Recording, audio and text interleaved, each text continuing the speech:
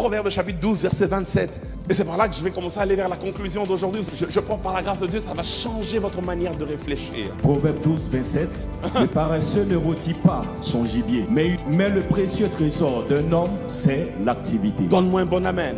La Bible déclare le paresseux. C'est qui le paresseux? Mais j'aimerais vous donner la définition biblique de la paresse. C'est que c'est Ésaü le paresseux. Le travailleur, c'est Jacob. Je vais vous l'expliquer. La Bible déclare le paresseux ne rôtit pas son gibier. J'aime la version anglaise. Elle dit ceci: The lazy man does not roast what he took in hunting. Je vais le traduire pour nous parce que je sais que je suis en Côte d'Ivoire. Je suis pas au Ghana. Littéralement, ça dit le paresseux ne rôtit pas ce qu'il a attrapé dans sa chasse. Le paresseux, ce n'est pas celui qui ne chasse pas. Le paresseux, c'est celui qui ne rôtit pas ce qu'il a attrapé dans la chasse. Il y a une nuance. Le fait de chasser, c'est pas ça qui fait de toi un travailleur. La Bible déclare, tu peux avoir chassé mais être paresseux. Parce que le paresseux, selon Proverbe 12, 27, et c'est la parole de Dieu, ce n'est pas celui qui ne chasse pas. C'est celui qui ne rôtit pas ce qu'il a attrapé dans la chasse. Ici, le problème n'est pas l'activité principale, mais le problème c'est le management des ressources primaires. Qu'est-ce que je veux dire par là? Ce que je veux dire, c'est que celui qui ne transforme pas le produit de sa chasse, c'est celui-là qui est appelé paresseux selon la parole de Dieu. Attraper le gibier, c'est bien. Chasser le gibier, c'est bien. Le gibier attrapé, c'est ce qu'on appelle en langage économique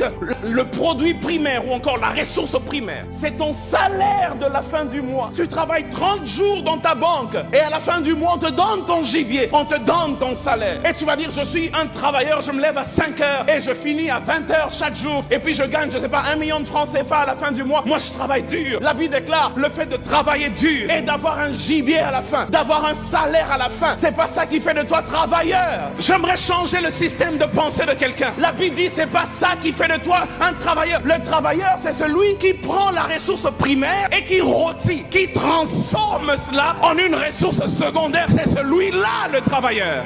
Quelqu'un est-il en train de me comprendre aujourd'hui? Rôtir le gibier, c'est transformer le produit primaire en un produit secondaire, utile et prêt à la consommation. Ne pas le faire, c'est cela que la Bible appelle la vraie paresse. Dans ce proverbe, la paresse, ce n'est pas s'asseoir et ne rien faire. Mais dans ce proverbe, la paresse, déjà s'asseoir et ne rien faire, ça c'est la vue traditionnelle de la paresse. Mais dans ce proverbe, malgré le fait de se lever et d'aller à la chasse, on peut être considéré comme paresseux. Il faut en plus de cela s'appliquer à l'activité mentale de la transformation du produit de la chasse en un produit secondaire, c'est-à-dire en un gibier rôti consommable. Donne-moi un amen de gloire, je vais t'expliquer quelque chose. Note ceci, la paresse décrite ici n'est pas une paresse physique, parce que si tu vas chasser, c'est pas une paresse physique, parce que tu es un chasseur, tu travailles dur. La paresse décrite ici, c'est une paresse mentale. Le chasseur chasse, mais celui qui est un travailleur, au-delà de chasser physiquement, il rôtit le gibier, il transforme.